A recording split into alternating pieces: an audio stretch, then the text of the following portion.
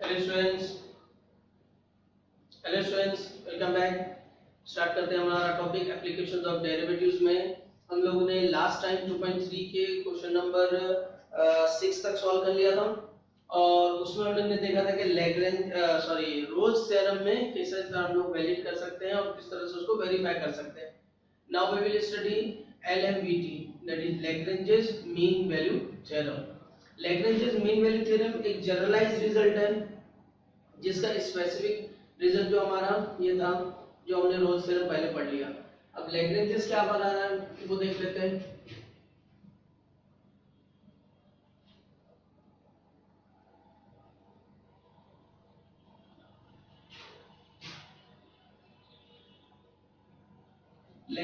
Lagrange's mean value theorem हम लोग इसको LMVT भी बोलते हैं, LMVT, Lagrange's mean value theorem.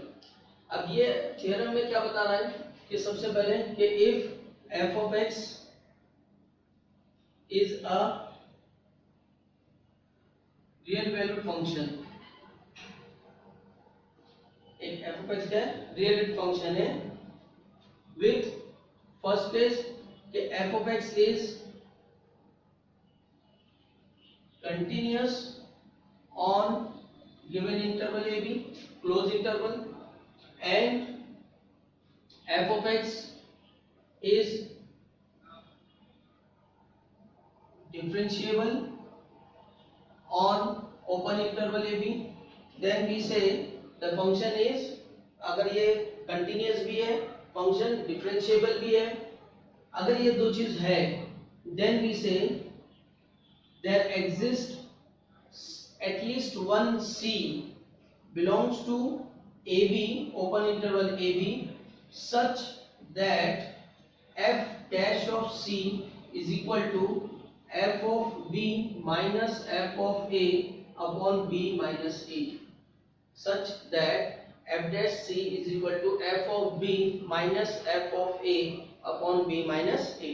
This is what LMVT, ये हमारा लैग्रेंजेस मीन वैल्यू थ्योरम है।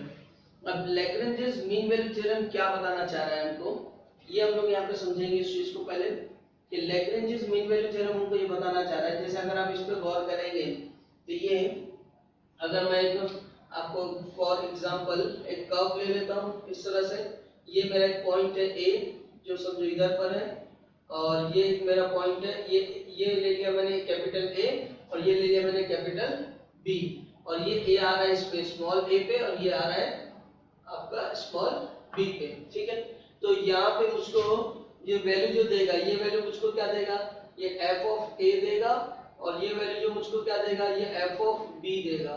तो पॉइंट a क्या होगा मेरे पास में, a और f of a होगा, और पॉइंट b क्या होगा मेरे पास में, b और f of b होगा, ठीक है। ये चीज है।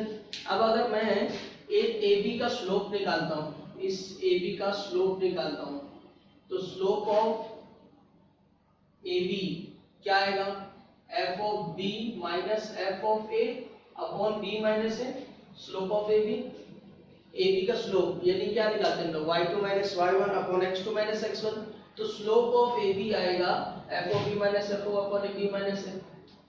तो लैग्रेंजेस मीन वैल्यू थ्योरम हमको ये बताने चाह रहा है कि अगर कोई सेकंड AB है जो ग्राफ के अंदर, तो हमेशा अगर ये फंक्शन कंटीन्यूअस है, फंक्शन डिफरेंशिएबल है, तो इसके बीच में एक ऐसा पॉइंट जरूर होगा C, इसके बीच में एक ऐसा पॉइंट जरूर होगा C जिसपे हम एक AB के सेकंड होगा या क्वाड होगा उसके पैरेलल टेंजेंट ड्रॉ कर सकते हैं। यानी ये बोलना चाह रहा है कि यहाँ पे कहीं ना कहीं ऐसा C होगा जिसके हम क्या कर सकते हैं, एक टेंजेंट ड्रॉ कर सकते हैं, और ये टेंजेंट किसके पैरेलल होगा, AB के पैरेलल होगा, और इसका स्लोप f डैश c किसके बराबर होगा, इसके बराबर होगा। ये लैग्रेंजेस मीन वैल्यू थ्योरम बताना चाह रहा है। यानी लैग्रेंजेस का मतलब ये है कि अगर फंक्शन कंटीन्यूअस होगा, डिफरेंशिएबल होगा, तो गिवन इंटरवल के बीच में हमेशा एक पॉइंट ऐसा जरूर मिलेगा हमको, एटलीस्ट वन पॉइंट, कम से कम एक पॉइंट तो मिलेगा ही, जो एक सेकंड को या एक कॉर्ड को पैरेलल उसके टेंजेंट हम ड्रॉ कर सकते हैं। और इसी का जो, जैसा मैंने बताया रोल्स थ्योरम क्या है, इसका एक एप्लीकेशन है। तो अगर f of a f of b के इक्वल हुआ, एफ ऑफ ए, अगर एफ के रोल्स थ्योरम में हम लोग थर्ड कंडीशन पढ़ते हैं कि f of a equal to f of b, अगर f of a equal to f of b हुआ तो ये जीरो हो जाएगा। तो थर्ड कंडीशन आती है कि F dash C is equal to zero, there exist F dash C is equal to zero. ये स्पेशल थर्ड केस होता है, ये जनरल केस है और रोल्स थ्योरम क्या है, पर्टिकुलर केस है। तो बात समझ में आ गई। तो हमको लैग्रेंजेस मीन वैल्यू थ्योरम में क्या बताता है कि हमेशा एक पॉइंट, हमेशा जब ये दो कंडीशन सेटिस्फाई होगी तो ए और बी के बीच में हमेशा एक पॉइंट मिलेगा। ठीक, अब हमको जो क्वेश्चन नंबर 7 दिया है उसमें हमको वेरीफाई करना है, verify Lagrange's mean value theorem. Lagrange's mean value theorem को क्या करना है, हमको वेरीफाई करना है। वेरीफाई करने का मतलब आप लोगों को मालूम है कि वेरीफाई करने का मतलब ये होगा कि पहले हम ये देखेंगे फंक्शन कंटीन्यूअस है, फिर हम देखेंगे फंक्शन डिफरेंशिएबल है। अगर ये कंटीन्यूअस भी हो गया प्रूफ, डिफरेंशिएबल भी हो गया, तब हम बोलेंगे कि yes there exist a C belongs to A B such that F dash C is equal to this thing. तो ये हम उसको क्या करेंगे, प्रूफ करके दिखाएंगे। और जैसे ही हमने प्रूफ कर दिया, यानी सी की वैल्यू हमने कैलकुलेट कर ली, तो हम बोलेंगे उधर पे क्या कि हमारा जो सी अगर ए बी के बीच में आ गया, हम बोलेंगे कि हमारा लैग्रेंजेस मीन वैल्यू थ्योरम क्या है, वेरीफाइड हो गया। ठीक है, so let's see the question number 7। अब एक्सरसाइज 2.3 का ये लास्ट क्वेश्चन है, उसको देख लेते हैं।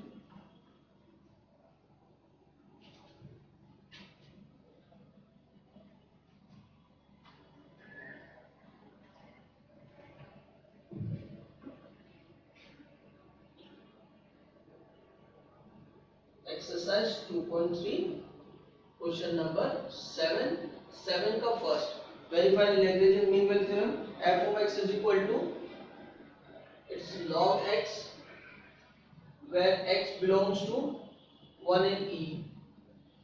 ठीक, अब लास्ट क्वेश्चन पे वीडियो में हम लोग ने देख चुके हैं कि कौन कौन से फंक्शन कंटीन्यूअस होते हैं, कौन कौन से फंक्शन डिसकंटीन्यूअस होते हैं, कौन से फंक्शन डिफरेंशिएबल होते हैं। तो log x के बारे में मैंने क्या बताया, फंक्शन कंटीन्यूअस होता है। तो यहाँ पर हम लोग क्या देखेंगे, since function is logarithmic, therefore function is continuous on 1 and e, ये continuous है। फिर दूसरा क्या, and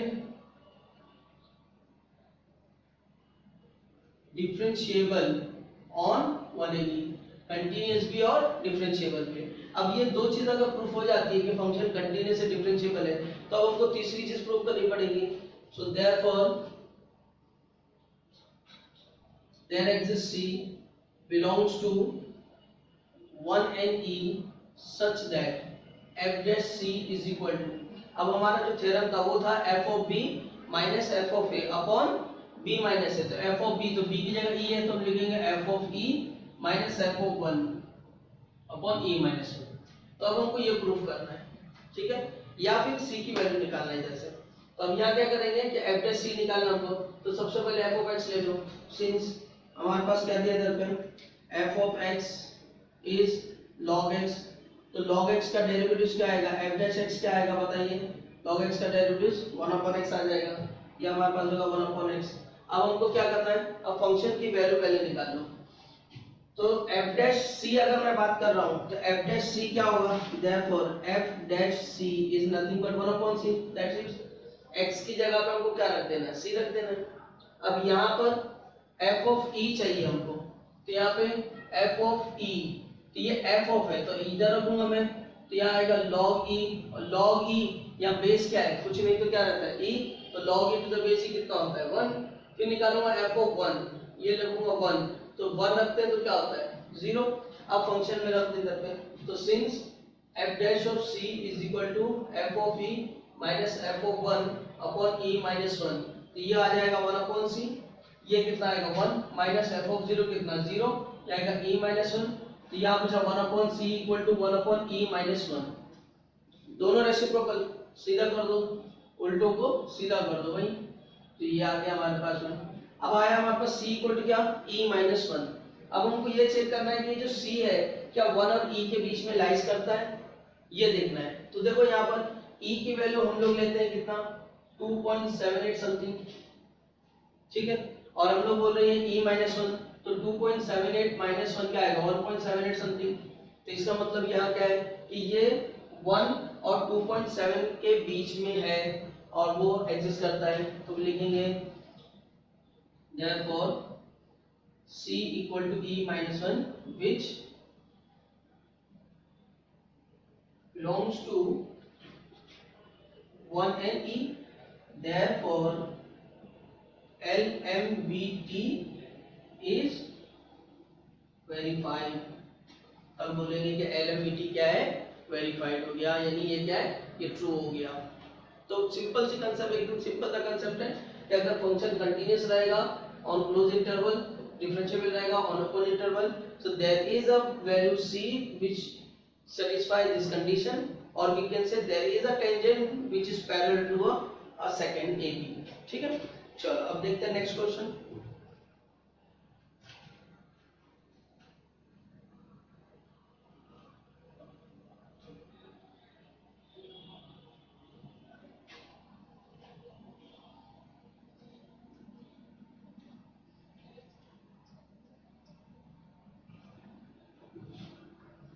Question number 2, f of x is given x minus 1, x minus 2, x minus 3 on 0 4।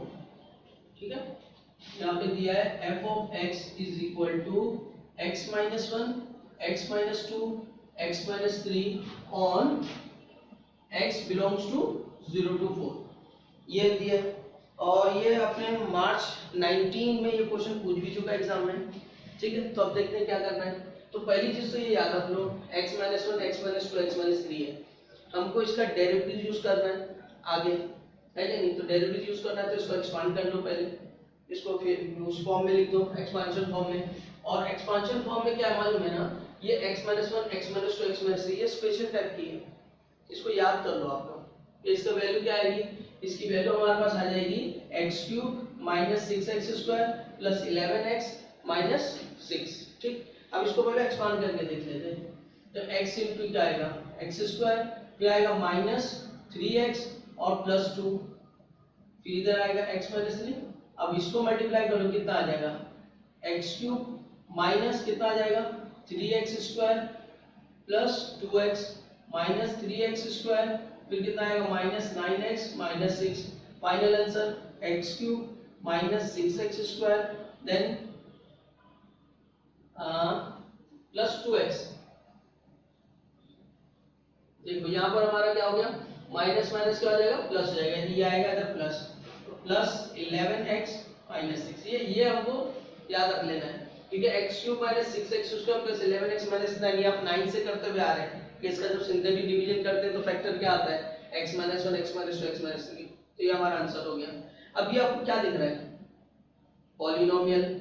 Polynomial without fraction मतलब polynomial without denominator. Without denominator function क्या होता है, हमेशा कंटीन्यूअस होता है। तो हम क्या लिखेंगे, since function is a polynomial therefore function is continuous on 0 4 and differentiable on 0 4। बस इसका ध्यान रखना आपको कि कंटिन्यूटी में कंटिन्यूअस जब प्रूफ लिखेंगे तो यहाँ क्लोज इंटरवल लिखेंगे, और जब डिफरेंशिएबल लिखेंगे तो ओपन इंटरवल लिखेंगे। ये दोनों चीज हो गई। अब ये दोनों चीज हो गई तो क्या होगा, therefore there exists c belongs to 0 4, यहाँ भी ओपन रहेगा, such that क्या कि f dash c is equal to क्या आएगा, f of b यानी f of 4 f of 0 upon 4 minus 0, ये चीज होगी। ठीक है, अब हमको ये प्रूफ करना है। तो अब f dash लगेगा अपने को, तो यहाँ f of x हमारे पास है, f dash x ले लो। so therefore f dash x, x cube का derivative 3x square minus x square का डेरिवेटिव 2x, तो 2 6 12x, 11x का डेरिवेटिव 11 और 6 का 0, ये आ गया अपने पास में। सो देयरफॉर f डैश c क्या होगा, अब f डैश c क्या होगा, तो 3c square minus 12c plus 11, ये अपना हो गया। अब f ऑफ 4 निकालो, नो सिंस f ऑफ 4, अब देखो यहाँ डैश नहीं, ये साइड डैश है मतलब डेरिवेटिव पे रखना है, और यहाँ डैश नहीं है तो यहाँ आपको क्या रखना है, फंक्शन में रखना है। ये क्या पूछ रहा है, 4 पूछ रहा है, 4 पूछ रहा है तो इसमें रख दो, या आसान क्या है इसमें रख दो। तो f ऑफ 4 क्या आएगा, यहाँ पे रखेंगे 4 minus 1 ठीक है ना, यहाँ रखेंगे 4 माइनस 2 और यहाँ रखेंगे 4 माइनस 3, तो यहाँ मैं बोल सकता हूँ ये क्या है 3, ये क्या है 2 और ये क्या है 1, आंसर क्या है 6। ये आसान हो जाएगा। अच्छा अब f ऑफ क्या पूछा है, 0 पूछा है, यही रख दो, खत्म, क्या बचा -6। मतलब हमारे पास तो दोनों चीज है ना, जो हमको इजी लगेगा, या क्यूब निकालने की बजाय यहाँ रखो फट से निकालो, और यहाँ पे 0 रखने की बजाय डायरेक्ट रखो, आंसर आ गया। अब क्या, अब यहाँ पर therefore हम लोग सब्स्टिट्यूट कर देंगे, सिंस हमारे पास है कि f डैश c हमारे पास है f of 4 minus f of 0 upon 4 minus 0। f dash c हम लोग ने निकाला कितना 3c square minus 12c plus 11। f of 4 कितना है 6 माइनस c कितना है प्लस 6 और नीचे कितना है 4। अब 6 प्लस 6 कितना हो गया 12, 12 को 4 से डिवाइड करेंगे कितना हो जाएगा 12 अपॉन 4 कितना हो गया 3, वो 3 यहाँ आएगा तो कितना आ जाएगा 8 में, तो 3c square minus 12c plus 8 equal to 0। अब 8 3 जा फैक्टर 24, 24 का फैक्टर 12 आना चाहिए, तो 24 का फैक्टर 12 कौन सा आता है। अब 24 का अगर फैक्टर करेंगे तो 6 4 जा होगा, तो 6 प्लस 4 10 होता है, या फिर क्या होगा 8 3 जा होगा, तो 8 प्लस 3 11 होता है। मतलब डायरेक्ट कोई फैक्टर नहीं आ रहा है, डायरेक्ट कोई फैक्टर नहीं आ रहा तो क्या करेंगे फॉर्मूला पे directly minus B plus minus root of B square minus 4ac upon 2a, तो वो वाला फॉर्मूला यूज कर लो। तो c इक्वल टू क्या आएगा minus B plus minus root of B square minus 4ac upon 2a, ये आ गया। अब इस पार्ट को मैं मिटा देता हूँ, है ना।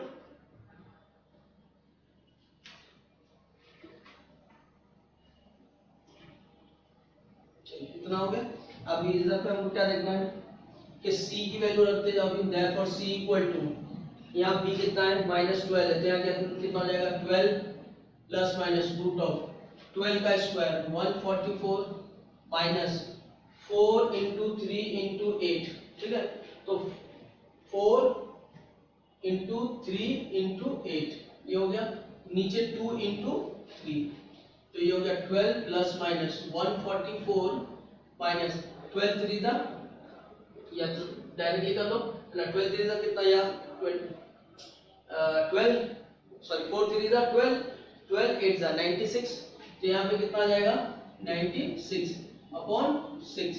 अब 12 प्लस माइनस माइनस कर लो इधर से, तो 14 में से 6 गया 8 आ जाएगा, यहाँ बचा हमारा मतलब 13, तो 13 में से 9 गया तो 4 आ जाएगा, तो यहाँ आपके पास कितना आएगा 12 प्लस माइनस 48 है, 48 में कितना आएगा 12 4 जा, या और कर लो 63 जा, तो 4 रूट 3, 16 3 जा तो 4 रूट 3 आ गया, ये समझ में आ रहा है।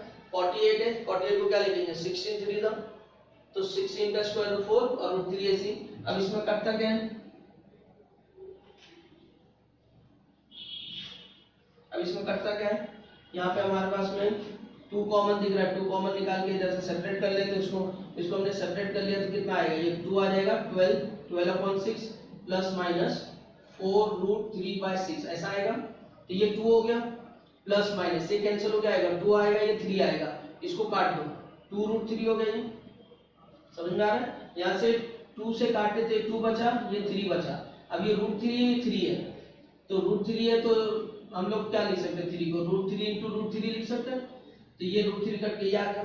अब देखो c हमारे पास जो आ रहा है वो दो वैल्यू आ रही है, देयरफॉर c एक तो 2 प्लस 2 बाय रूट 3 और दूसरा है 2 माइनस 2 बाय रूट 3। अब हमको ये चेक करना है कि ये दोनों वैल्यू 0 से लेकर 4 के बीच में है या नहीं है, क्योंकि हम लोग ने जो कंडीशन चेक कर रहे हैं किसके बीच में चेक कर रहे हैं 0 to 4 में चेक कर रहे हैं, तो ये 0 to 4 है क्या नहीं है। तो देखो 2 की जो वैल्यू है रूट 3 आता है समथिंग 1.73, तो अगर आप 2 बाय रूट 3 करोगे तो ये आएगा 2 अपॉन 1.73, तो यानी ये कितने टाइम जाएगा समथिंग 1 पॉइंट समथिंग आएगा, समझ में आ रहा बात। तो ये 1 पॉइंट समथिंग आएगा, तो ये 2 प्लस 1 पॉइंट समथिंग, अगर मैं समथिंग को 9 भी पकड़ लूं तो ये कितना आएगा 3.9, 3.9 इज लेस देन 4, मतलब ये वैल्यू जो है 4 से छोटी है। वैसे ये वैल्यू 1 पॉइंट समथिंग 2 से माइनस करूंगा तो ये वैल्यू 0 से बड़ी है, तो ये भी इंक्लूड हो रही है और ये भी इंक्लूड हो रही है, तो हम c की वैल्यू क्या बताएंगे दोनों है, c की वैल्यू क्या बताएंगे हम कि दोनों लाइज करती है बिलोंग्स टू 0 and 4, क्योंकि ये 0 से बड़ी है, क्योंकि एग्जैक्ट 0 नहीं हो रहा है, ये 0 से बड़ा कोई अमाउंट आ रहा है और ये 4 से छोटा अमाउंट आ रहा है, तो 0 और 4 के बीच में दोनों आ रहे हैं हमारे लिए, तो सी दोनों होगा हमारे लिए। ठीक है, तो इस तरह से हमको कैलकुलेट कर लेना है। बात समझ में आ गई? चलो बढ़ते हैं फटाफट नेक्स्ट क्वेश्चन की तरफ।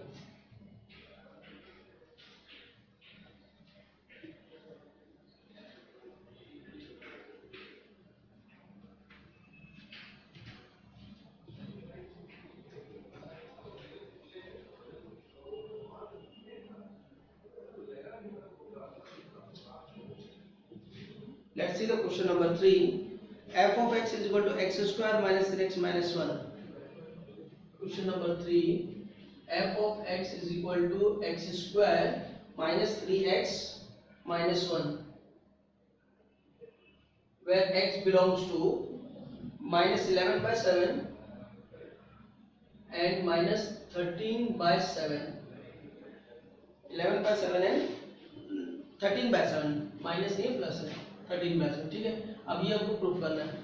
तो देखो पहली चीज अगेन पॉलिनोमियल है, तो फंक्शन क्या होगा? कंटिन्यूअस होगा। फिर दूसरी चीज कि पॉलिनोमियल के बाद फंक्शन कंटिन्यूअस हो गया, डिफरेंशिएबल भी होगा, हम डायरेक्ट लिख सकते हैं इधर पे, since function is a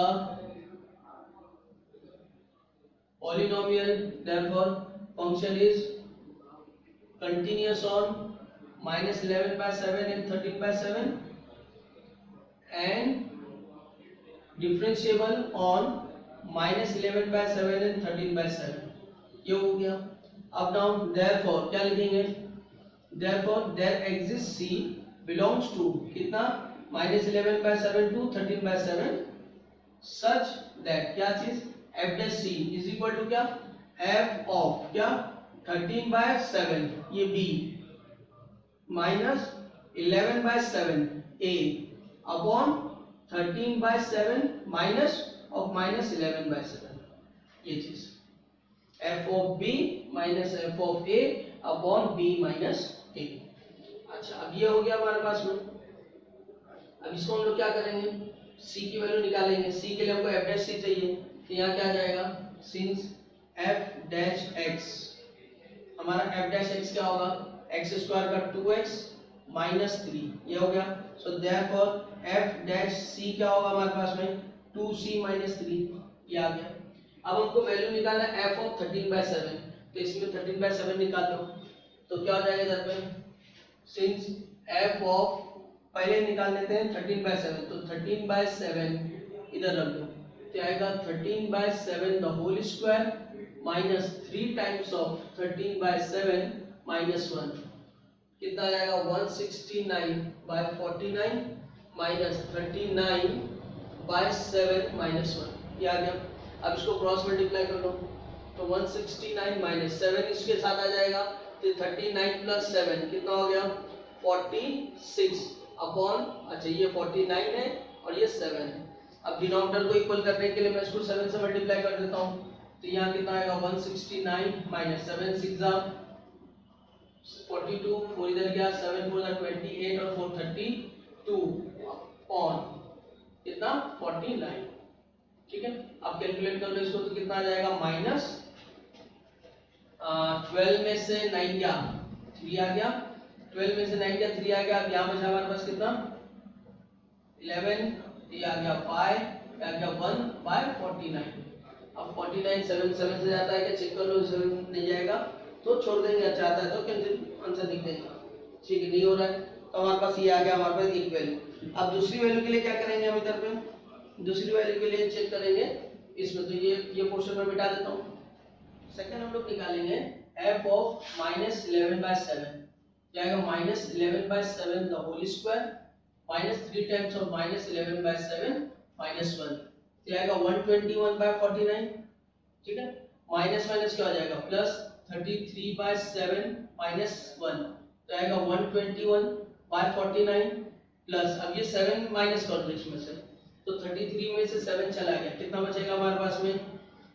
28, right, sorry 37 निकाले ना हम लोग, तो थोड़ा सा कैलकुलेशन गड़बड़ हो रही है, 26। ठीक है, और बाय 7 अब यहाँ क्या करेंगे 121/49, अब यहाँ पे 7 से मल्टीप्लाई कर दो, तो 7 6 42, इधर आ गया, इधर पे 7 to 14 187, ये हो जाएगा आपका 49, ऐड कर लो दोनों को, कितना आ जाएगा 303/49, ये आपका आ गया। अब फॉर्मूले में सब्स्टिट्यूट कर दो, दोनों वैल्यू हमारे पास है। हमारे पास फॉर्मूला क्या है, हमारे पास फॉर्मूला है f dash c is equal to f of b minus f of a upon b minus a, ठीक है। वैल्यूज हमने f डैश c निकाले थे, f डैश c क्या है, इसका डेरिवेटिव, तो 2x का 2c, ठीक है, माइनस 3 आया था, f ऑफ b ये आया हमारा f of b minus 153/49 minus f of a ये आया हमारे पास 303 अपॉन 49, नीचे b हमारा क्या है, b है 13/7 माइनस ऑफ माइनस 11/7, ठीक है। अब इसको 2c माइनस 3 इक्वल टू, दोनों 49 है, दोनों माइनस है, ऐड हो जाएगा, क्या आ जाएगा माइनस कितना 3 3 6 हो गया, 5 हो गया, 4 हो गया, नीचे 49 और ये नीचे कितना आएगा माइनस 1 है 13 और ये कितना होगा 24/7। अब ये कितना हो जाएगा 2c माइनस 3 है, कैलकुलेशन थोड़े बढ़ते जा रहे हैं, देखते हैं इसको भी।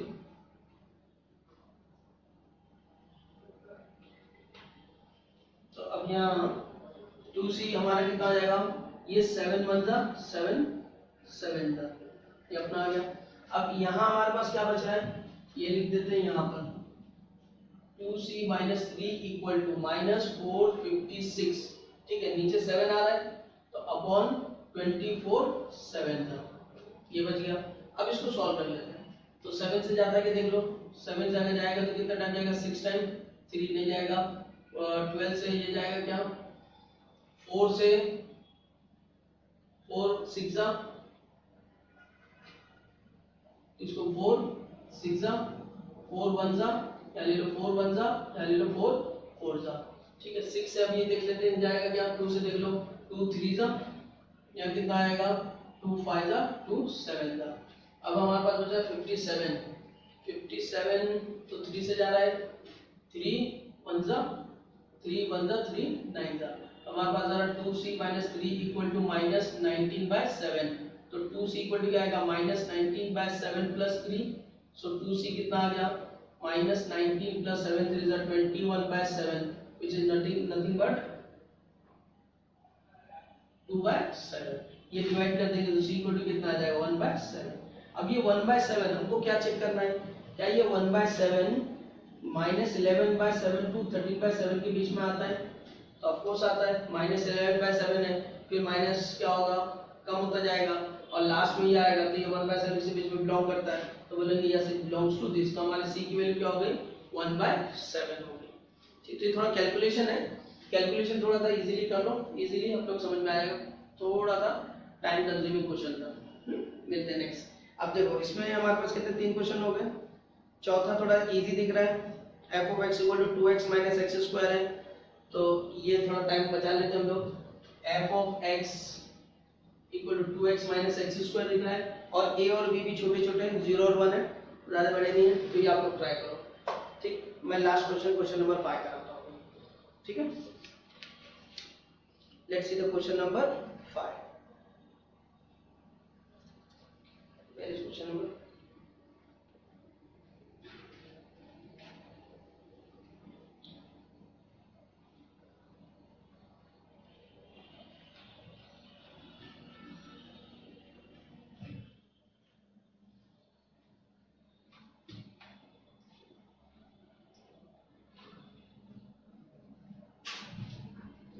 Question number 5, f of x is equal to x minus 1 upon x minus 3 on 4 to 5, ठीक है। अब ये x minus 1 upon x minus 3, अगर हम लोग फ्रैक्शन देखेंगे तो ये x minus 3 0 होगा, किस पे 0 होगा, ये 0 होगा 3 पे, ठीक है, और ये जो 3 है वो इसके बीच में नहीं आता क्योंकि 4 और 5 है, तो हम बोलेंगे क्या, since f of x is a fractional function with x minus 3 as a denominator, ठीक है।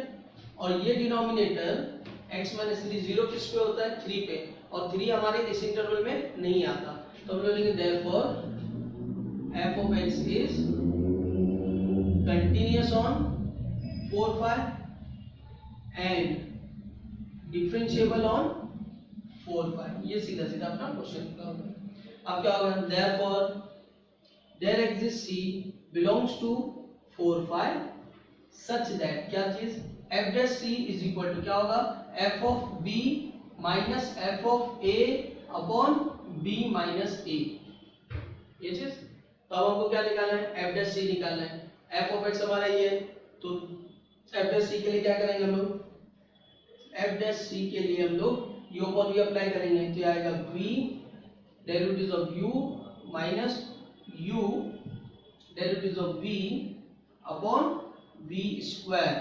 अब देखो डेरिवेटिव्स में भी जैसे हमने बोला ना डिफरेंशिएबल ऑन दिस वन, क्यों बोले, क्योंकि जब हम लोग डेरिवेटिव ले रहे हैं तो भी उसका डिनोमिनेटर क्या आ रहा है, x माइनस 3 आ रहा है, और ये जीरो कब होगा, ये जीरो कब होगा, जब 3 पे और यहाँ पे वो नहीं आता। तब यहाँ क्या हो जाएगा, ये बचेगा आपका x minus 3 minus x plus 1 upon x minus 3 the whole square which is minus 2 by x minus 3 the whole square, ये आ गया।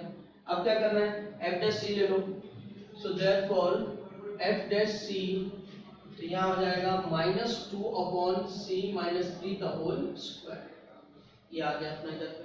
अब f ऑफ 5 निकाल लो, तो सिंस f ऑफ 5 यहाँ रख देंगे, कितना आ जाएगा 5 माइनस 1 अपॉन 5 माइनस 3, तो 4 बाय 2 विच इज 2।